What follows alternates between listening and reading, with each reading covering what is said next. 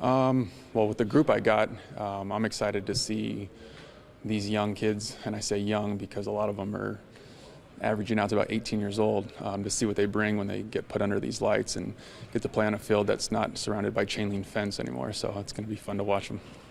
Is it different to coach?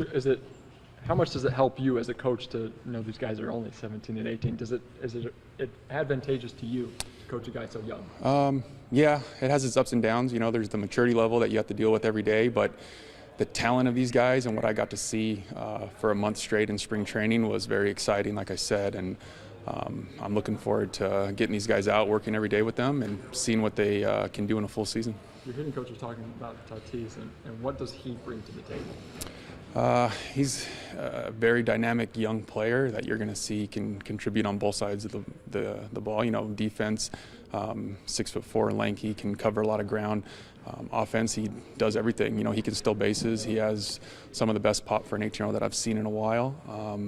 And it's going to be exciting to see him under these bright lights and how he can perform. How does his pedigree and his father help him become a better player and become the player that he can be? Sure. He was taught from an early age what it means to be a professional in this game. I don't think these bright lights will be that big for him. I think he's going to thrive in this type of atmosphere. And his dad is there to always reference back to what he's doing bad and doing good, and kind of good source to keep him in check if that sounds right. So. And obviously, a guy doesn't go from here just straight to the major leagues. Do you have to ever put in front of him somebody like a Torii Hunter, a guy that's been in Fort Wayne, to kind of show him that here's how you do it? They'll learn. You know, I think that's what the minor leagues is about, getting the experience on the day-to-day things, and he's going to learn what it takes to play every single day. This will be his first time doing it, and he'll probably go through ups and downs, but that's what it's about, is gaining that experience so that when he moves out of Fort Wayne and gets to the big leagues, he's dealt with it before and he can thrive on that type of situation. Each year there's different challenges with teams that you lead. What are you looking forward about this year's squad that you're going to lead? I just want to see these guys grow. You know, the position player side, we have a lot of young, I guess you can say, high schoolers that are going to be playing for the first time together.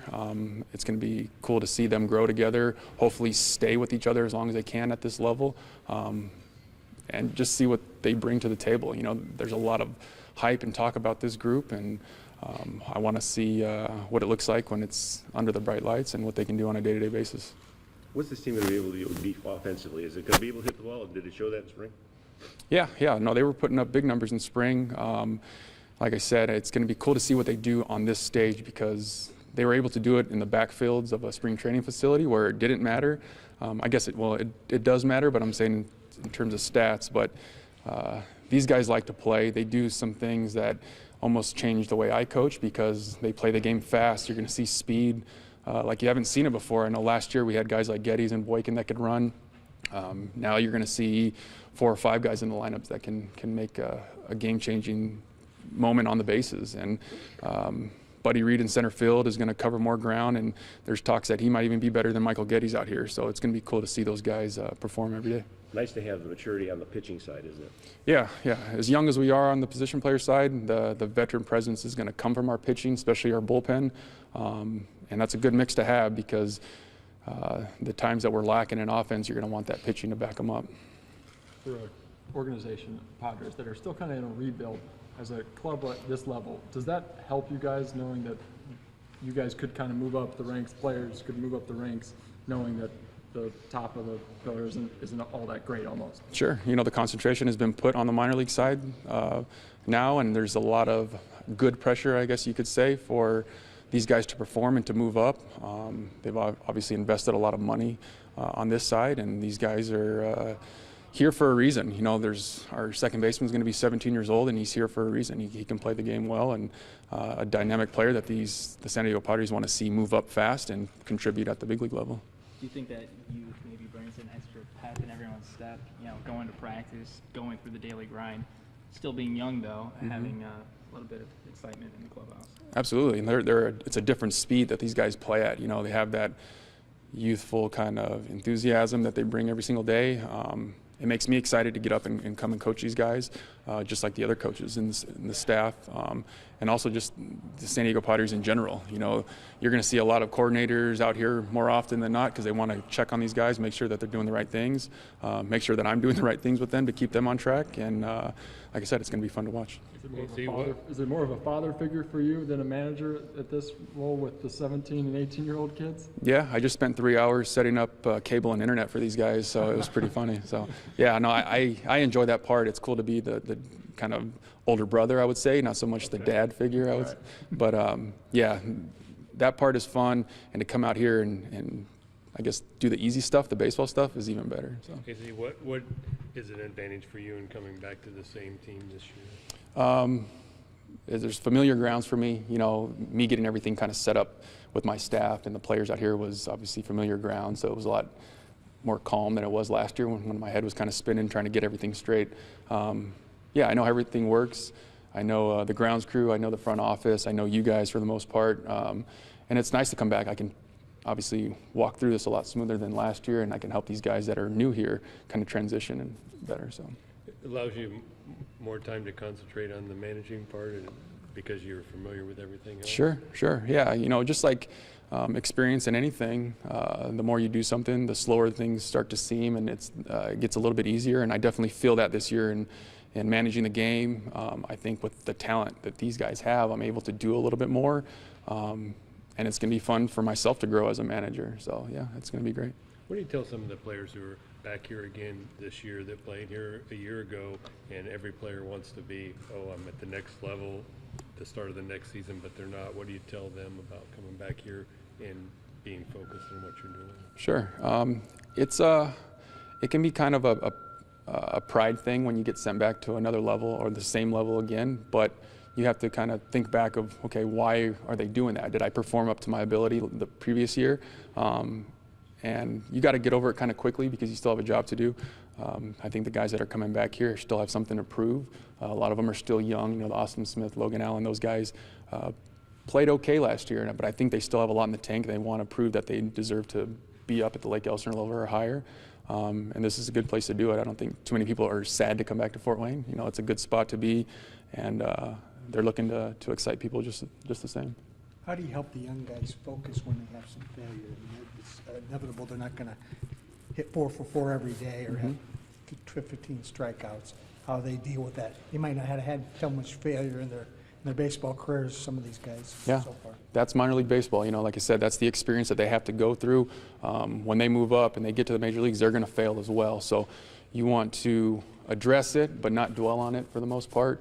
A lot of these guys are going to go through some slumps for the first time, and that's my job and the staff's job to keep them focused. I think with how fun this group is, you're going to see the Fernando Tatises of the world. They can go out there and be a superstar, but you'll see them dance into the music and stuff in the background. So they keep it light. They know how to have a good time, and that's how you get through those tough times in minor league baseball, is to everybody work together and not dwell when somebody's slumping. There'll always be somebody there to pick you up. So. Your catchers, both of them are, I don't want to say old because they're not old, but they're older to a degree. How does that help, or is that something that you really like to have in catchers, being not 18-year-olds? Yeah. Marcus Green coming back for another year here. He's been around obviously for a while, knows the pitching staff, knows the way to go about his business on a day-to-day basis. Webster Rivas is older than him. I think he's 26 years old, and he's been through this league before. He's been high A. I think he's even been in double A maybe a little bit. They're good. It's good to have a veteran presence behind the plate because to deal with the pitching staff and these young players, they can kind of show them the ropes and let them know what to do and what not to do.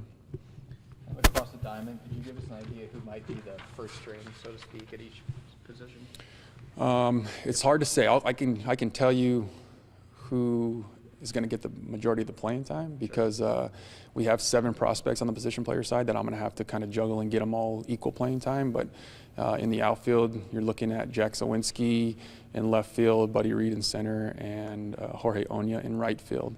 Across the diamond, you're looking at Hudson Poteet at third, Tatis at shortstop, Eggy Rosario at second, Brad Zunica, G.K. Young will be mix it in there at first, and then you have Ronaldo Ilarraza, who's another young, talented infielder that's going to be circulating through all the different positions, and then with Green and Rivas behind the plate, kind of rounds it out. And then who's your opening day starter as far as the staff, and then who else is in that six-man rotation? Jesse Schultens will open this season in Bowling Green, followed by Logan Allen. Coming back here will be Austin Smith for the home opener. Jerry Kill will be fourth. Hansel Rodriguez will be fifth, and Will Hayden will be sixth. Jorge Oña and Wright, what does he bring to your team, and what kind of potential does he have as a player? Power is the first thing that comes to mind. You're going to see his body and the way he looks out there. People calling him Bo Jackson, making comments like that to him, and he's a strong 19-year-old kid from Cuba, and power is his game. Strong arm, very muscular build that has a good approach at the plate. You're going to see he can drive the ball to all fields, and hopefully out here he can kind of show what he was doing in spring training. Do you anticipate any hurdles for him, this being his first season of minor league ball, and especially a kid that maybe is adjusting to a new culture? Is there anything that you in particular feel that you need to do to bring Jorge Oña along in that regard? Buy him warm clothes first, because he had no idea what it meant to play in cold weather, so that's going to be a shock to a lot of them. I think just the day-to-day games, just playing every single day is an adjustment in itself. And it's going to be like that for a lot of them, how young they are. Not a lot of them have gone through a full season before, and that's my job to manage them, manage their health, and hopefully they succeed more than they fail. So. Talk about Hudson Potts and what he brings as another teenager out of high school, and talk about just what he brings. Hudson Potts, for his age, is very, very professional already. He's a quiet kid that goes about his business. He does everything right for the most part. He's very detailed with his work before the game, after the game. He asks a lot of good questions, trying to get himself better. And guys like that are going to surround these guys with a lot of enthusiasm. The Buddy Reeds and Fernando Tatises of the world, that the game comes really easy to them. The Hudson Potts, Jack Sawinskis of the world are the ones that kind of keep everybody focused and showing them how to go about their business the right way. The newcomers to your coaching staff, what do they bring to the table with their different experiences? More experience. Obviously, Johnny Carvajal, our fielding coach, first base coach, has been around for a while. He's played all over the place, played in Italy for 10 years, I believe. He's going to be kind of our focus infield guy, which is good for me because it kind of spreads me out now to work with everybody across the board.